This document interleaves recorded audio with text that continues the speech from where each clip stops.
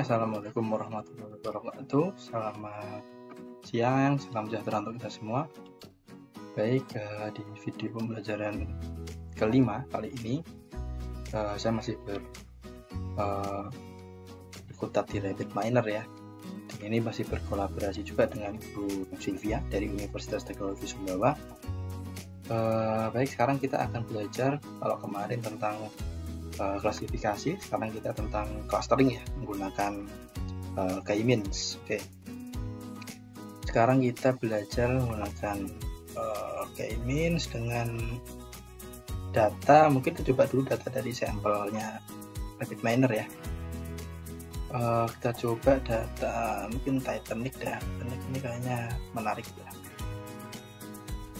Nah, kita coba seperti apakah datanya.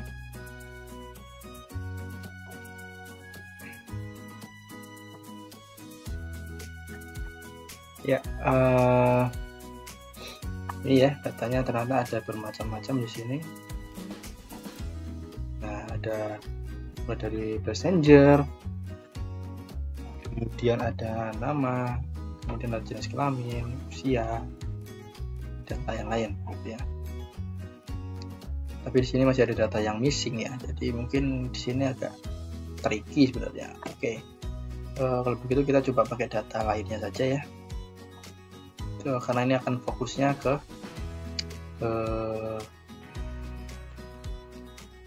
clustering menggunakan k-means gitu. Oke, kita coba import data aja.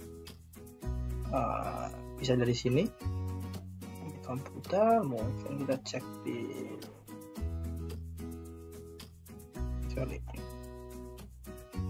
PC. Sorry. Ya, kita coba data dari sini ya. Next. Oke, it's too large. Ada 5.000 rows ya, banyak sekali. Oke, mungkin dari sini kita bisa cek ya, ada nggak sih data yang mungkin bisa kita hilangkan gitu ya. Kita cek aja dari sini. Kalau di sini juga saya coba dulu apakah bisa bisa ya. Nih, berarti setelah muncul ini ya, kita next. Di sini kita bisa menghapus ya beberapa variabel yang dirasa tidak berguna gitu ya. Mungkin dari status ID ini mungkin tidak berguna ya. Jadi kita bisa me-exclude-nya. Kemudian ini juga di tanggal-tanggal ini berarti kita tidak perlu karena kita akan clustering ya. Kita bukan melakukan prediksi ya, bukan melakukan prediksi. Kita ingin mengclusterkan. Nah, ingat kalau clustering itu tidak ada label ya. Jadi kita cek tidak ada statusnya sebagai label ya. Ya, oke, aman. Ini bisa dicentang aja karena sebenarnya di sini dibantu ya oleh RabbitMiner agar missing value-nya akan dihapus otomatis oleh RabbitMiner. Tapi enggak juga nggak apa-apa sih sebenarnya, karena datanya juga udah bersih gitu ya. Kecuali datanya memang masih perlu diperbaiki dan udah centang no problems ya, tidak ada masalah. Oke, kita next. Kemudian kita bisa nge-save di sini ya. Nah, ini ya, jadi perbedaan masukkan data melalui import data dengan melakukan melalui operators yang kita search read CSV atau read Excel. Nah, itu berbeda di sini ya. Kalau melalui import data dia akan nge-save datanya itu ke dalam database di RabbitMiner-nya ya. Misal di data ini kita finish. Nah, ini kalau kita lihat di sini di bagian data itu sudah ada di sini. Mana ya? Nah, ini ya Facebook Live ini ya yang barusan kita masukin ya. Ini. Nah, dia tersimpan di database, jadi cukup nambah beban ya di RabbitMiner ini. Ada cara lain sebenarnya, kita bisa pakai read Excel misalnya, itu ada ya, atau CSV. Karena data yang saya miliki adalah CSV, jadi kita read CSV. Terus kemudian kita klik ini di bagian parameters, kita cari di mana lokasinya. Oh, ternyata bukan CSV ya, ternyata Excel ya tadi.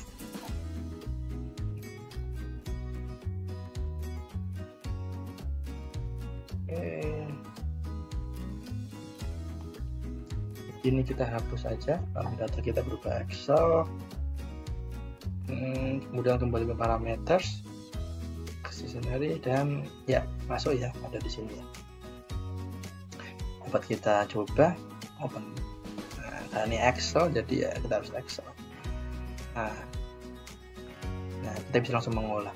Nah, di sini ya kekurangan dan kelebihan ya, masukkan datanya melalui import data atau melalui ini. Jadi kalau melalui operators ini kita nggak perlu nge-save ke dalam database RabbitMiner, sehingga jadi nggak berat ya. Tapi kalau cuman kekurangannya ya ketika kita ingin memasukkan data harus mengulang lagi gitu ya, harus mengulang. Sama aja kita mau pakai yang mana. Mungkin dari sini aja nggak apa-apa ya. Kemudian sekarang kita mau mengklasterisasi ya. Sorry, tadi kita lihat dulu hasilnya. Data sudah muncul semua ya. Oke, aman. Oh, tapi datanya masih belum kita hapus ya tadi ya, karena kita berbeda tadi memasukkannya. Oke, kalau begitu cara menghapusnya gimana? Dari sini, dari parameters kita scroll ke bawah, edit list. Sebentar, kemudian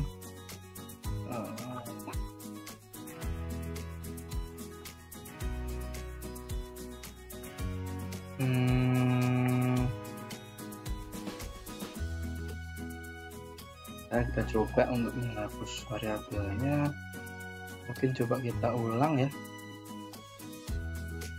ada yang terlewat. Nah, ini dia.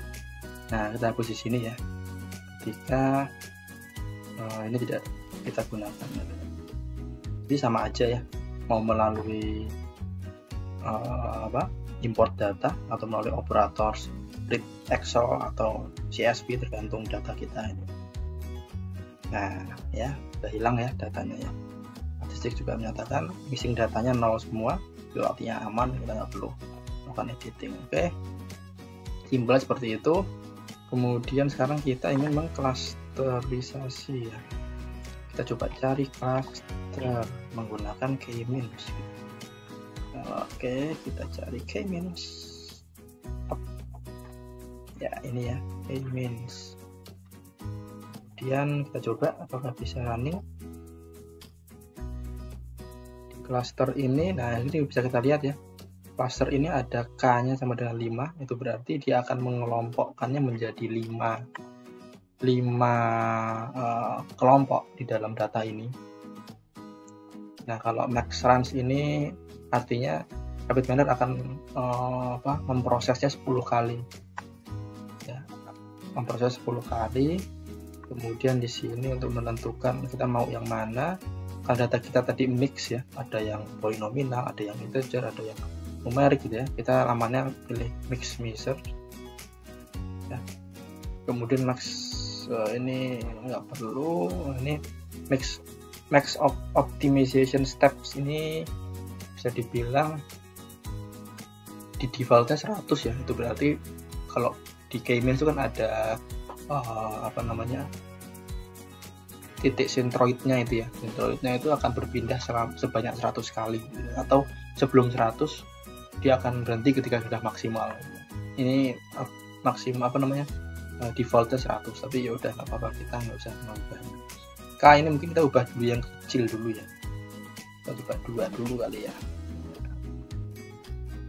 Oke, terus kemudian kita coba running gitu ya, dan dapat gitu ya. Klasternya di mana Pak? Klasternya ada di sini nih, folder view. Nah, berarti karena tadi kita milih k-nya 2, jadi terbagi jadi 2 kelompok, cluster 0 dan cluster 1. Mana aja yang masuk cluster 1? Nah, ini ada yang ini gitu ya. Gitu ya. Nah, kemudian kalau di grafik seperti ini pengelompokannya, centroid table-nya, kemudian plotnya ya kita bisa mengeceknya di sini. Terus kemudian bagaimana kalau K-nya kita ubah 3. Nah, menjadi 3 ya, ada klaster 0, 1, 2, dan 3. Ini juga menjadi 3 bagian. Nah, masing-masing pengelompokannya ini berdasarkan kedekatannya masing-masing gitu ya. Status type-nya video ini dan seterusnya. Ya, ID 100. Oke, kemudian bagaimana untuk mengetahui performanya begitu ya. Jika kita ingin melihat result dari datanya, kita bisa masukkan juga ke result. Terus kita play, nanti muncul juga ya di sini. Dan statistiknya juga kita bisa melihat. Dan kita bisa melakukan visualization untuk melihat tuh. Jadi ada bagian 3 cluster ya, yang orange, hijau, sama biru. Kita bisa mengubahnya sesuai keinginan kita ya. Tentang apa? Misalnya tentang berdasarkan apa ya? Loves. Oke. Mungkin kita pakai gambar yang lebih jelas ya, scatter matrix mungkin. Oh, nggak bisa. Coba yang lain ya. Ini.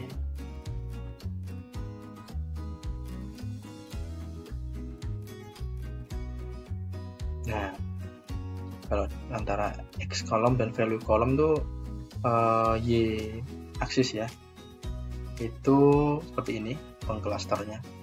Ada yang hijau, ada yang biru, dan ada yang orange gitu. Nah, itu nanti bisa dijelaskan ya masing-masing bagaimana dalam menjelaskan pengklasteran ini. Nah, kemudian kita kembali ke desain. Kemudian untuk melakukan pengecekan performa, kita bisa cek di operators. Nah, performanya kita cari. Nah, karena ini kita mencari melalui jaraknya ya, distance, berarti cluster distance kita pakai. Kita push dulu. Ini ke arahin ke bawah, clue dan clue, and then clue dan exam. Oke, kita ke sana, pakai semua aja ya. Oke, kita coba running. Oh, non-numerical attribute, konten non-numerical attribute. Oh, ada yang statusnya ini ya, bukan numerical ya. Kita cek data kita. Oh, ternyata ada yang polinominal ya.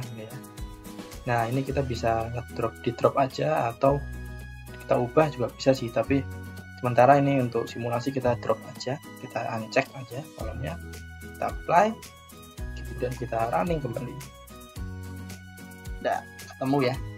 Nah, dari sini kita bisa cek performance-nya. Nah, dari performance-nya ini ada yang minus. Minus itu mungkin artinya belum maksimum ya. Nah, ini minus ya. Davis boldingnya 0,55 minus. Mungkin kita bisa cek di bagian performance, kita cek dulu cek maximize nya. Nah, silakan positif. Nah, hasilnya positif ya. Oke. Nah, biasanya perbandingannya sih di menggunakan Davis Baldwin juga bisa ya, dalam melakukan performance dari clustering ya, adalah 0,552. Bagaimana kalau kita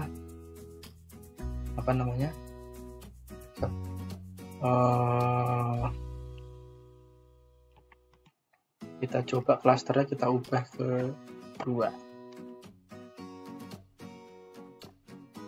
Apakah berbeda? Ya, ternyata Davis Baldwin-nya lebih rendah begitu ya. Nah, kemudian ini kita tentukan aja, terserah ya mau yang berapa aja. Nah, dari situ dapat kita analisis ya, nilai Davis Baldwin ya. Di Davis Baldwin ini 0,55. kita ketahui kalau nilai Davis Boulding semakin kecil semakin baik gitu ya dalam mengcluster ya. Tim mencoba-coba aja, kalau misalnya dibagi 5 misalnya bakal lebih baik dari 3. Kita cek performanya, ternyata Boulding 0,6 gitu ya, tidak lebih baik dari yang 3. Kalau 2 tadi lebih baik ya.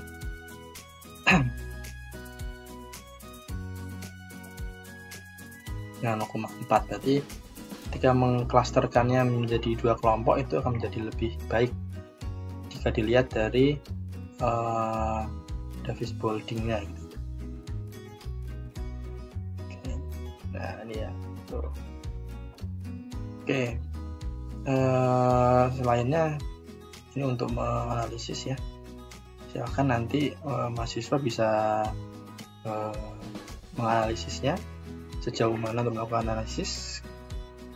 Kemudian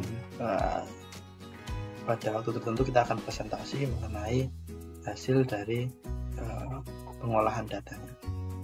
Itu mungkin itu dulu penjelasan saya mengenai clustering, cukup simpel. Untuk video berikutnya mungkin akan menjelaskan tentang metode-metode yang lainnya menggunakan RapidMiner. Mungkin itu saja, kurang lebihnya saya mohon maaf jika ada salah-salah kata. Saya tutup. Assalamualaikum warahmatullahi wabarakatuh. Terima kasih semuanya.